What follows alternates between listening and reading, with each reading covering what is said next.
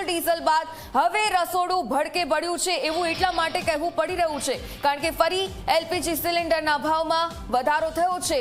3 મહિનામાં બીજી વખત આ ભાવ વધારો ઝીંકવામાં આવ્યો છે। દિલ્હીમાં એલપીજી સિલિન્ડરના ભાવમાં 29 રૂપિયાનો વધારો થયો તો ગેસ સિલિન્ડરની કિંમત 913 થી વધી અને 942 થઈ છે। આજથી નવા ભાવ લાગુ કરી દેવામાં આવ્યા તો 3 મહિનામાં બીજી વાર એલપીજીની કિંમત વધારવામાં આવી છે। આ પહેલા 7 માર્ચના રોજ એલપીજી સિલિન્ડરના ભાવ 60 વધારવામાં આવ્યા હતા।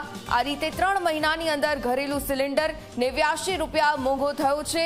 તેલ કંપનીઓનું કહેવું છે કે આંતરરાષ્ટ્રીય બજારમાં વધેલી ઉર્જા ખર્ચ અને ઘરેલું વેચાણ પર નુકસાનના કારણે કિંમતો વધારવી પડી રહી છે।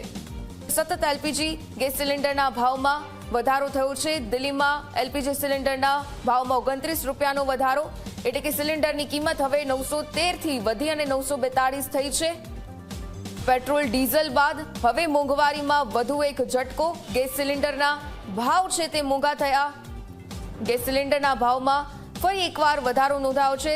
સામાન્ય પ્રજાનું બજેટ ખોરવાઈ રહ્યું છે। સતત મોંઘવારીના મારની વચ્ચે લોકોને હાલાકી ભોગવવાનો હવે વારો આવ્યો છે। સામાન્ય લોકોથી લઈને ગરીબ વર્ગ તમામ લોકો આ મોંઘવારીથી હેરાન પરેશાન થઈ ગયા છે। ત્યારે ફરી એકવાર આ ડીઝલ પેટ્રોલ બાદ હવે એલપીજી ગેસ સિલિન્ડરના ભાવમાં વધારો નોંધાયો છે।